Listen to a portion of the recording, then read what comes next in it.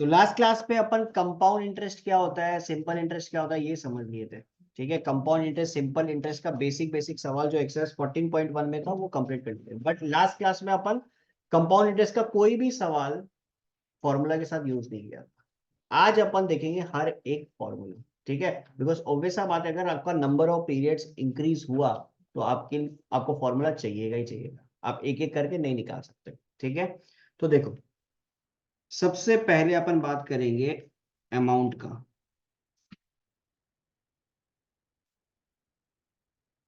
Amount after n year. ठीक है, या nth पीरियड, क्या हो जाएगा, principal into 1 + r/100 to the power n। ये बेसिकली हुआ क्या, ये क्या चीज का फॉर्मूला है, अमाउंट का, मतलब ए का, ये ऐसे बोल सकते हैं फ्यूचर वैल्यू का। ठीक है, आज आपने अकाउंट में 10,000 रुपया रखा। ठीक है, आफ्टर 2 इयर्स वो बन चुका 13,000 रुपीज।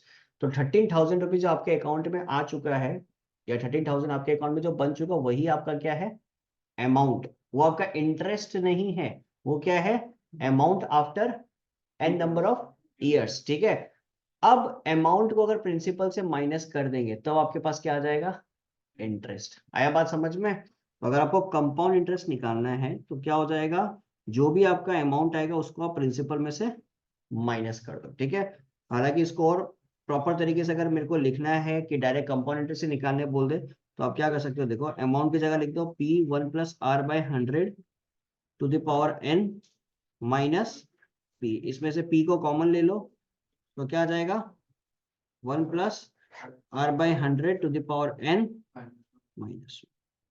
तो ये बेसिक फॉर्मूला बन गया अपना किसका, कंपाउंड इंटरेस्ट का। क्लियर है चीज, कंपाउंड इंटरेस्ट का बन चुका है ये अपने पास फॉर्मूला।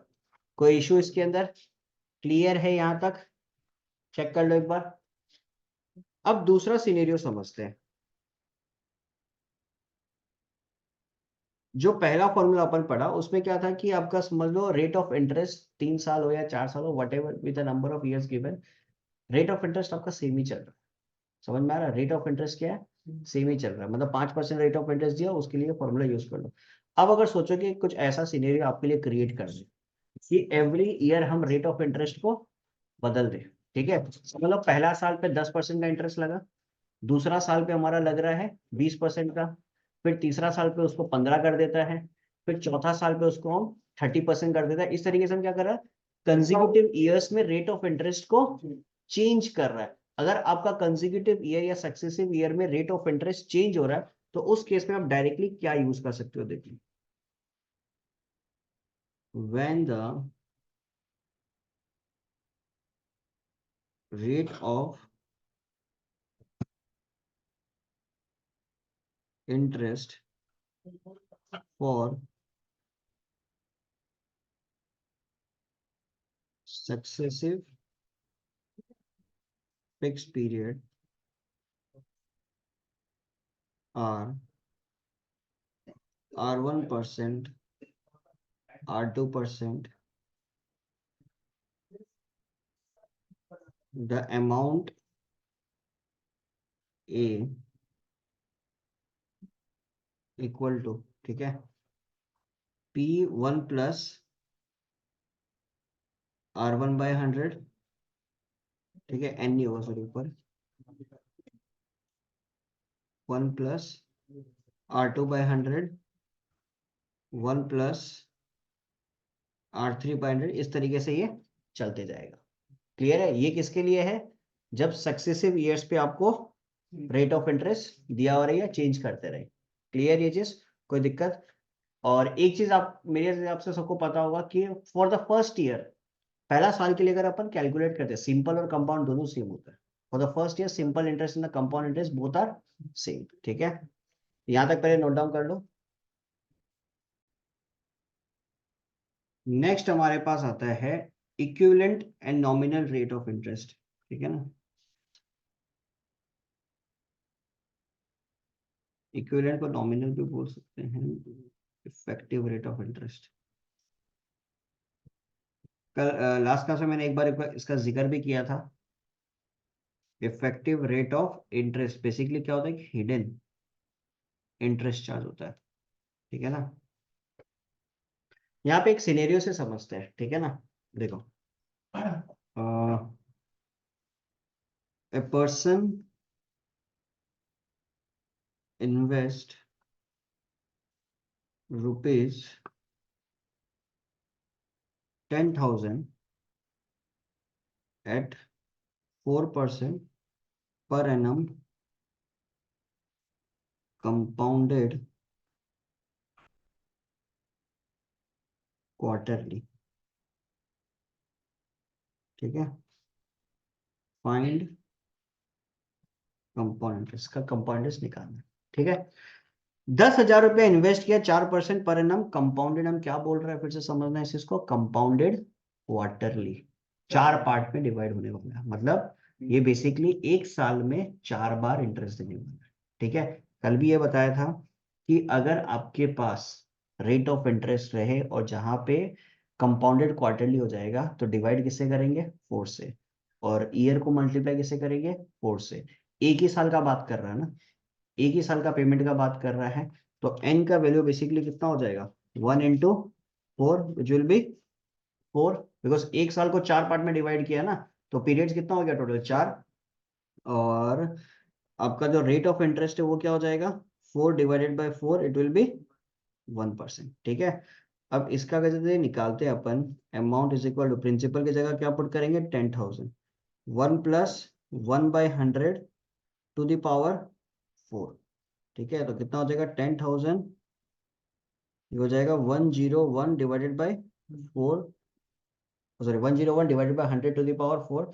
इसको जब आप कैलकुलेट करते हो ना, तो आपके पास बेसिकली आ रहा है 10406, अमाउंट जो आपके पास आएगा वो कितना आएगा, 10406। तो कंपाउंड इंटरेस्ट कितना आ रहा है, 10406 को माइनस कर दो 10,000 से, कितना आ जाएगा, 40.6%, सॉरी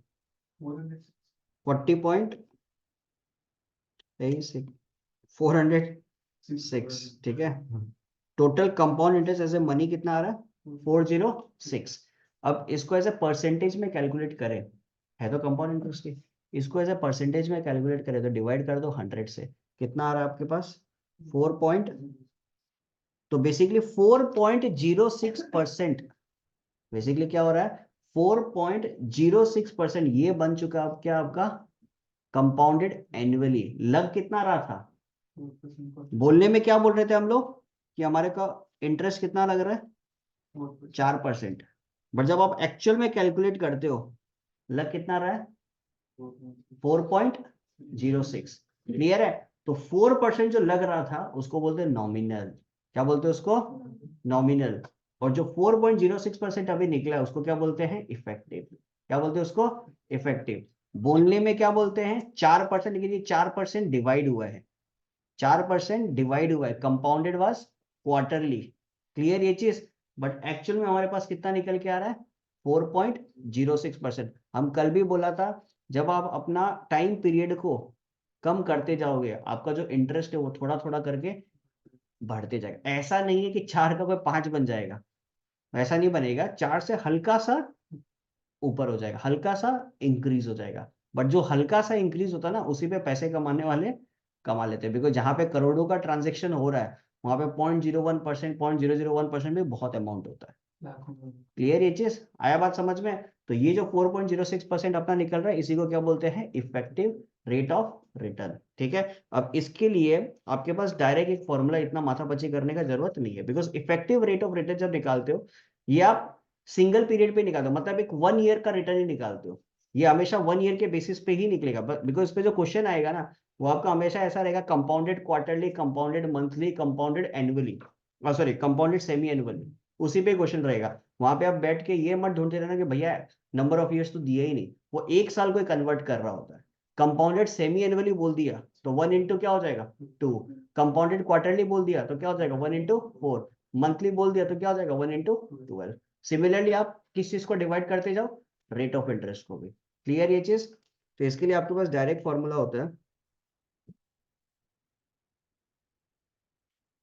इफेक्टिव रेट ऑफ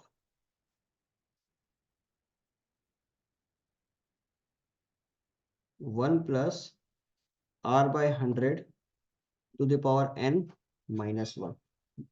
ये करने के बाद में मल्टीप्लाई बाई 100% कर लेना, ठीक है, परसेंटेज में आ जाएगा आंसर। ठीक है, कोई दिक्कत इसके अंदर? ये हो गया effective rate of return. Next topic हमारे पास है real interest rate. Real interest rate अगर मेरे को निकालना पड़ जाए किसी भी क्वेश्चन के अंदर, तो रियल इंटरेस्ट रेट अपन कैसे निकालेंगे? जो भी आपके पास नॉमिनल रेट रहेगा ना, nominal interest rate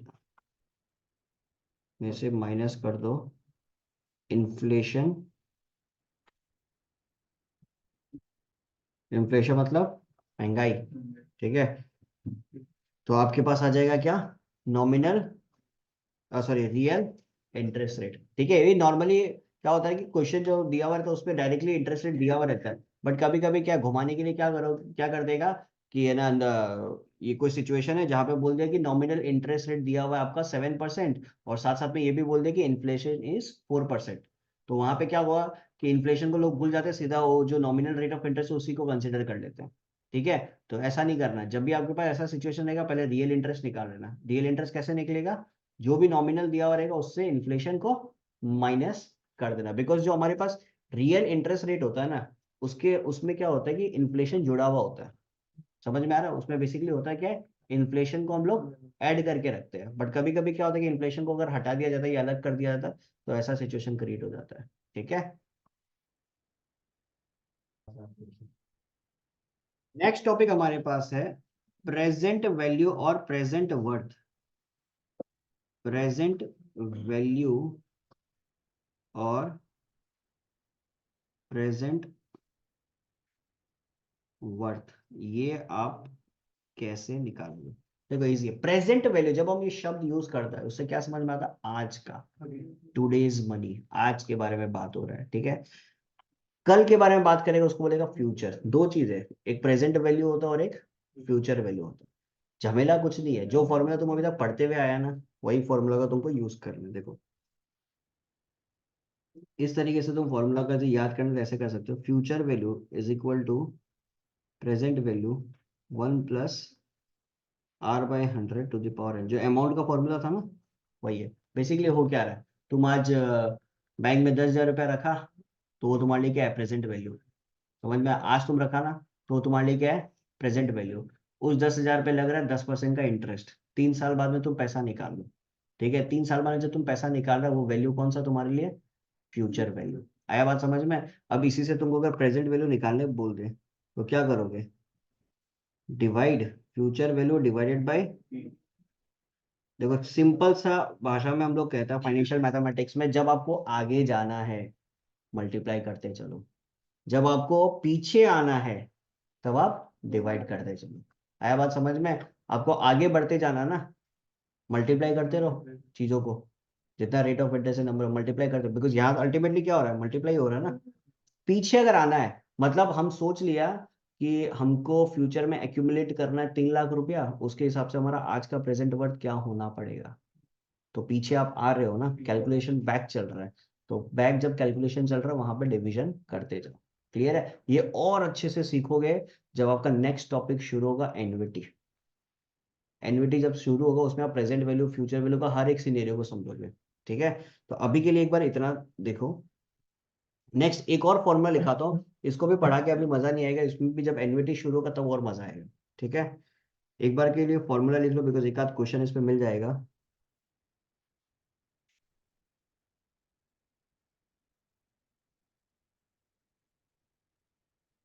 equal instalments, equal instalment with मतलब बेसिकली विथ कंपाउंड इंटरेस्ट। ठीक है,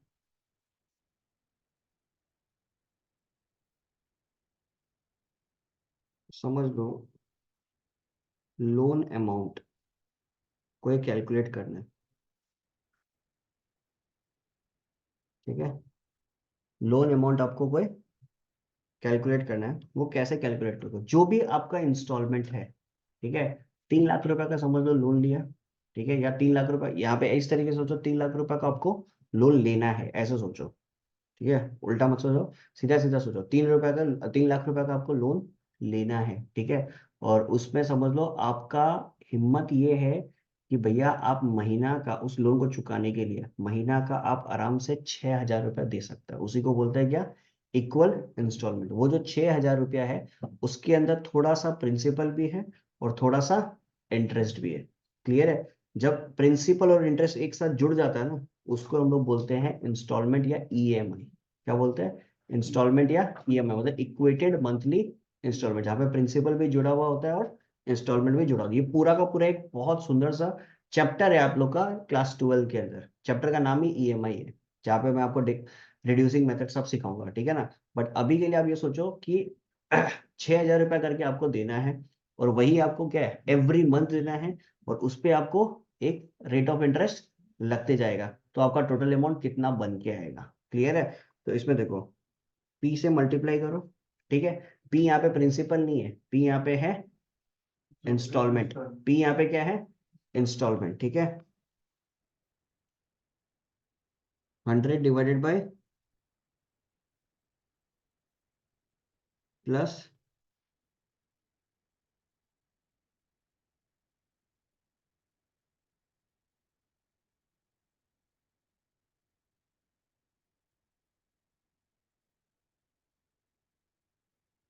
इस तरीके से प्लस चलते जाएगा, ठीक है।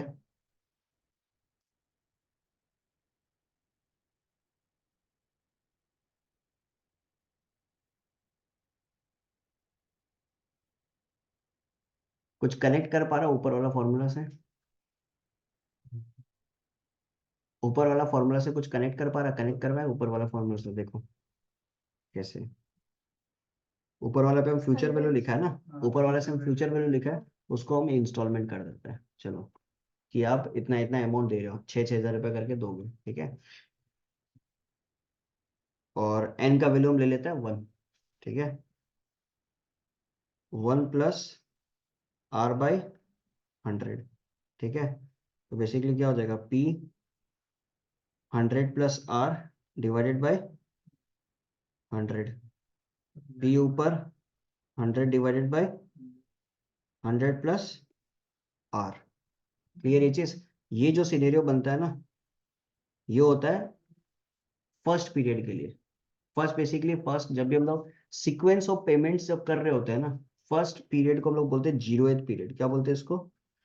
जीरोथ पीरियड, ठीक है। उसके बाद में यहां से यहां जो गया, इसको बोलता है फर्स्ट पीरियड। तो इस पे तो अब इंटरेस्ट लगेगा, तो अब इंटरेस्ट तो क्या लगेगा, 100 डिवाइडेड बाय 2 साल के लिए लगेगा।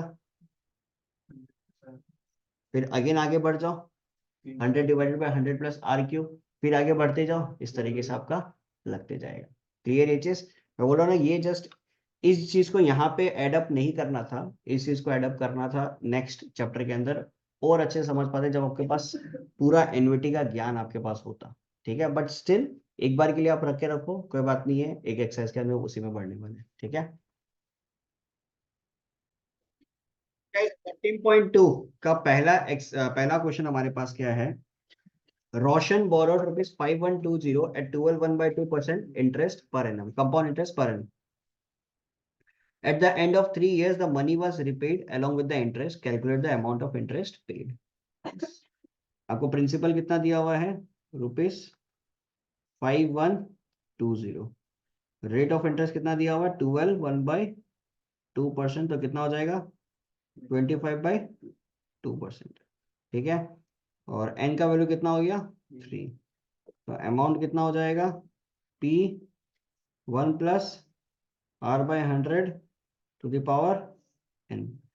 5120, 1 प्लस कितना हो जाएगा, 25/200 लिख सकते हैं, टू द पावर 3। कोई दिक्कत इसके अंदर? तो ये कितना हो जाएगा, 8। तो 5120 इंटू एलसीएम लेंगे तो कितना आएगा, 8 + 1 9, so it will be 5120 into 9/8 into 9/8 into 9/8। कोई दिक्कत इसके अंदर? क्लियर है सबका? चेक कर लो एक बार।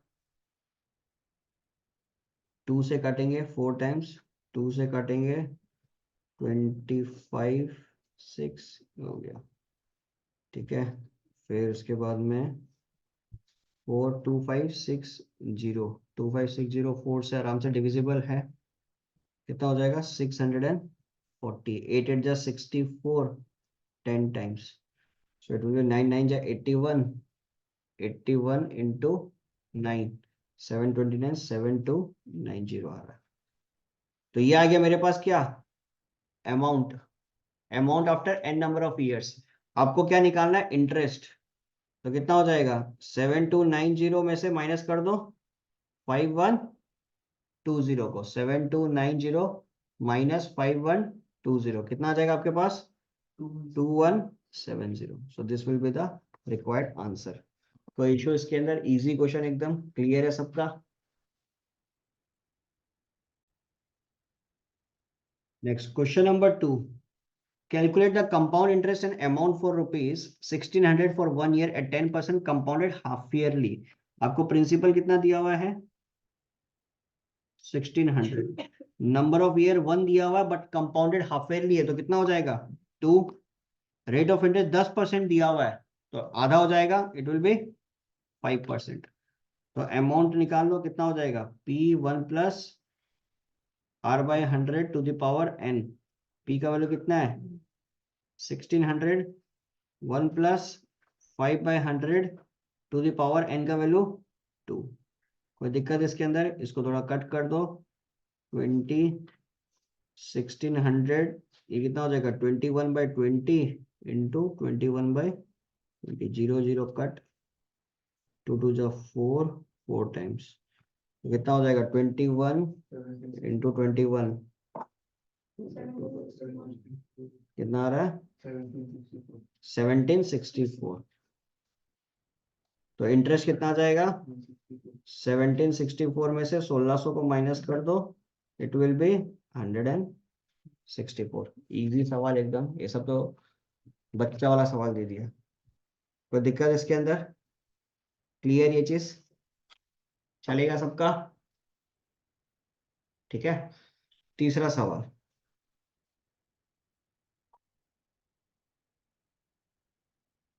तीसरा सवाल आपको क्या दिया हुआ है, find the amount and compound interest on rupees 1 lakh compounded quarterly for 9 months. ठीक है, तो आपको प्रिंसिपल देके रखा है कितना, रुपीज, नंबर ऑफ ईयर्स कितना दिया 9, नंबर ऑफ ईयर्स दिया 9 मंथ्स। ठीक है, तो सबसे पहले आप क्या करो, ईयर में कन्वर्ट कर लो। ईयर में कन्वर्ट करोगे तो क्या होगा, डिवाइडेड बाय 12, और उसके साथ साथ आपको क्वेश्चन में बोला कंपाउंडेड क्वार्टरली, तो मल्टीप्लाई बाय 4, तो कितना हो जाएगा, so it is 3 quarter years. ठीक है, और रेट ऑफ इंटरेस्ट आपको दिया हुआ कितना 4%, इसको डिवाइडेड बाय 4 कर दो, इट विल बी 1%। ठीक है, तो अमाउंट निकाल लो, 1 2 3 1 लाख, फिर उसके बाद में 1 plus 1/100 to the power 3, 101/100, 101 divided by 100। ठीक है, 1 2 3 4 5, ये सबको कट कर दो, कोई दिक्कत इसमें? फिर 101 इंटू 101 इंटू 101 कर लो, इंटू 101, फिर इंटू कितना आ जाएगा 1030, 03030.1। कुछ ज्यादा नहीं आ रही, 10, नहीं ठीक ही है, 1030301 डिवाइडेड बाय 10 भी तो है। ठीक है, तो कितना हो जाएगा 1030301। ठीक है, अब इंटरेस्ट कितना हो जाएगा, माइनस 1 लाख कर दो, 3030 रुपया। 103030.1 माइनस 1 लाख रुपया कितना हो जाएगा? 3030 रुपया.1। कोई दिक्कत क्वेश्चन नंबर 3 में? क्लियर है सबका? चलेगा ये?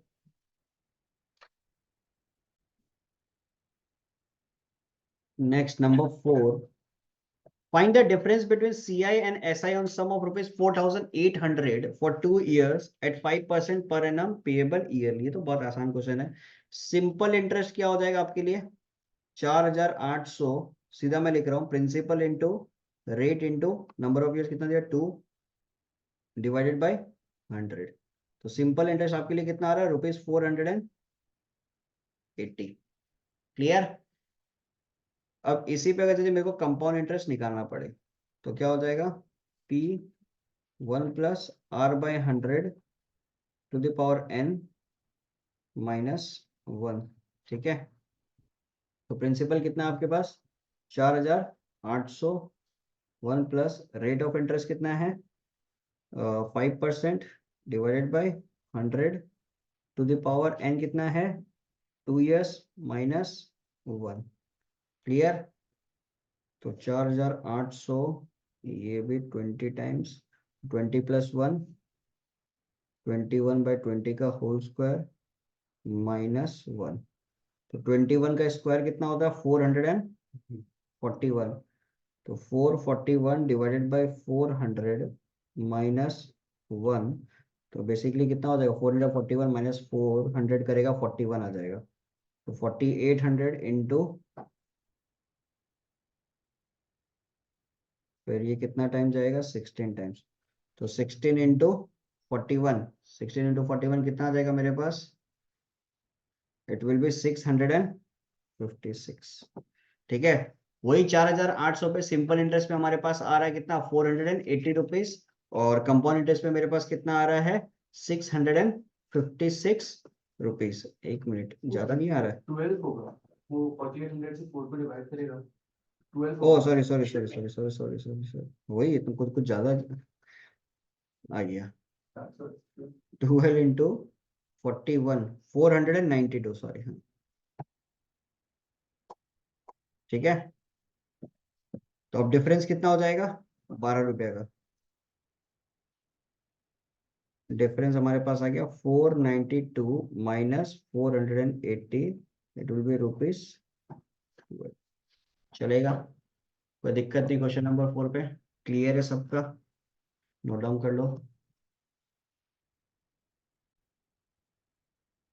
तो क्वेश्चन नंबर 6 पे अपने को क्या दिया? क्वेश्चन नंबर 5 आपके लिए होमवर्क रहेगा, एक जैसा क्वेश्चन था डिफरेंस वाला, ठीक है ना?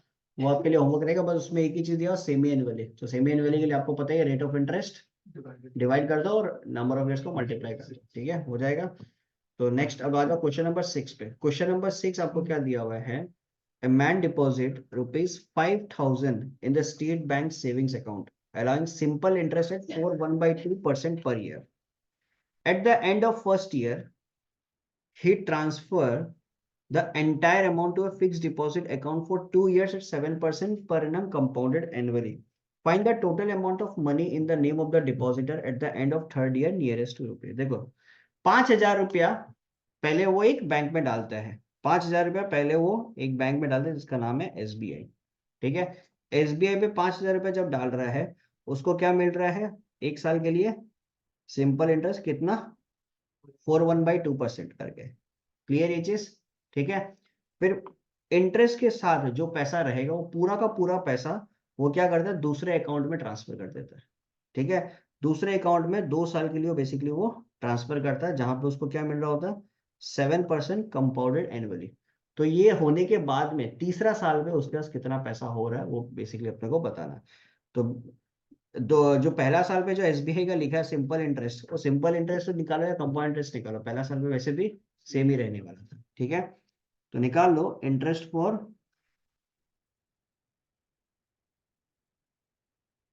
First year. क्या हो जाएगा? 5,000 प्रिंसिपल है, ठीक है, रेट ऑफ इंटरेस्ट कितना था? 4.1/2 मतलब 9/2 और 1 डिवाइडेड बाय 100। तो 225 टाइम्स, तो इंटरेस्ट पहला साल के लिए कितना हो जाएगा? 225 रुपये। ठीक है, तो amount after first year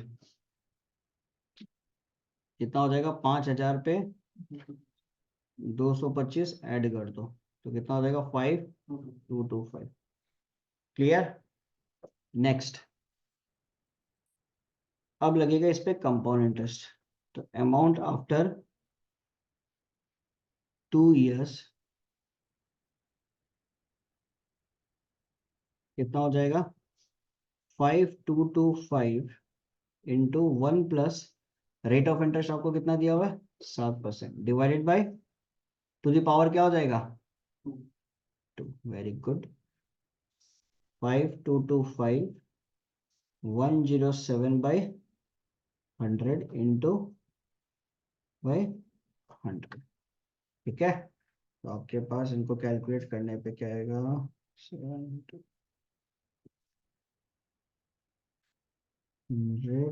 divided by 100, 5982.10। यही है? यस। कितना आ रहा है? 5982.10। ये मैंने कैलकुलेटर पे कैलकुलेट किया, बट एज यूजल आप लोगों को नहीं करना है, एग्जाम मेरे को नहीं देना है क्योंकि आप लोग को देना है। ठीक है, तो आपके पास क्या आ रहा है? 5982.10।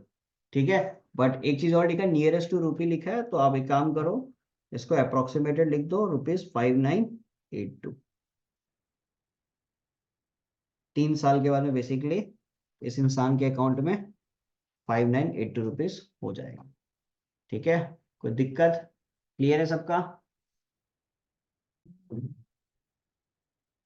नेक्स्ट क्वेश्चन नंबर 7 पे अपने को क्या दिया हुआ है? A man borrowed ₹5,000 for 4 years under the following terms: 4% simple interest for the first 2.5 years, 4% compound interest for the rest of the period. कितना साल के लिए वैसे पैसा लिया है? 4 साल के लिए। पहला जो हमारे पास क्या था, 2 and 1/2 years जो था, ठीक है, उस पे क्या लग रहा है? 4% का सिंपल इंटरेस्ट। फिर रिमेनिंग जो पीरियड होगा, ठीक है, उस पे लग रहा है अपना 4% का कंपाउंड इंटरेस्ट। ठीक है, the interest being compounded semi annually. जो नेक्स्ट कंपाउंड इंटरेस्ट पे जो पैसा लग रहा है वो क्या लग रहा है? Semi annually. How much should he पे टू सेटल द अकाउंट? तो देखो, प्रिंसिपल कितना हो गया? ₹5,000। ठीक है, नंबर ऑफ इयर्स 4, और सिंपल इंटरेस्ट पहले कैलकुलेट कर लो, तो 5,000। ठीक है, कितना साल के लिए? 1/2 years के लिए कितना हो जाएगा? 5/2। कितना परसेंट? 4%, divided by 100। खत्म। तो ये हो जाएगा तुम्हारा 500 रुपया।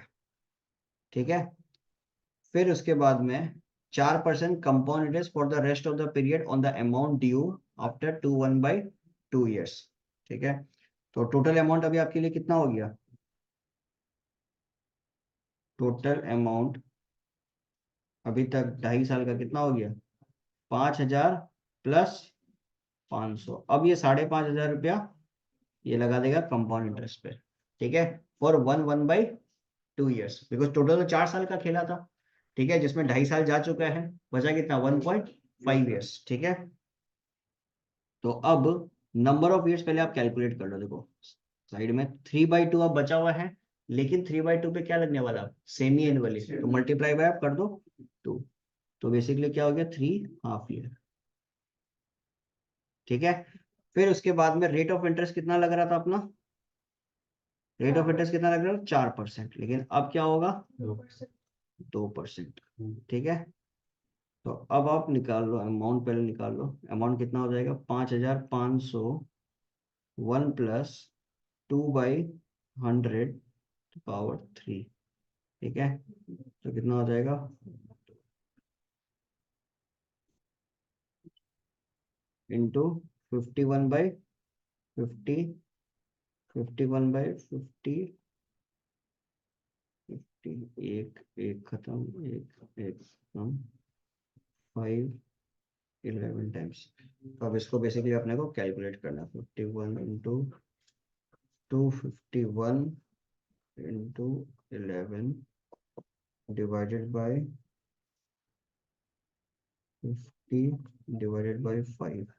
हमारे पास आ रहा है 5836.64।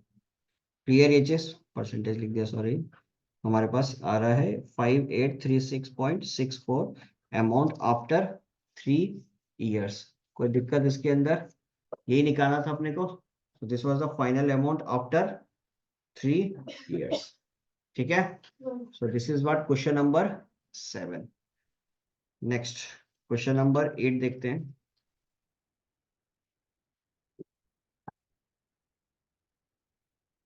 क्वेश्चन नंबर 8 पे अपने को क्या दिया हुआ है? Find the amount and the compound interest on rupees 2000 in 2 years if the rate is 4% for the first and 3% for the second। ये बेसिकली क्या चीज का सवाल हो गया? सक्सेसिव ईयर्स का। ठीक है, तो अमाउंट आपके लिए क्या हो जाएगा? अमाउंट इक्वल टू प्रिंसिपल है 2000 रुपया, 2 साल के लिए पैसा लग रहा है ना, 4% पहला साल के लिए, फिर 3% दूसरा साल के लिए। क्लियर है चीज? तो 1+4/100 और 1+3/100। कोई दिक्कत? ये हो गया फर्स्ट ईयर के लिए, पहला 4/100, दूसरा हो गया सेकेंड ईयर के लिए। तो 2000 इंटू 104/100 इंटू 103/100, तो ये गया 30। क्लियर? अब इसको कैलकुलेट कर लो, 2 इंटू 104 इंटू 103 डिवाइडेड बाई 10। हमारे पास कितना आ जाएगा? 2142.40। और इंटरेस्ट कितना आ जाएगा? 2142.40 minus 2000, so it will be rupees 142.40। Clear HS? So this will be your required answer for question number 8। Clear HS? तो आज का क्लास पे अपन करेंगे क्वेश्चन नंबर 8 तक, नेक्स्ट क्लास पे कंटिन्यू करेंगे फ्रॉम क्वेश्चन नंबर 9। ठीक है।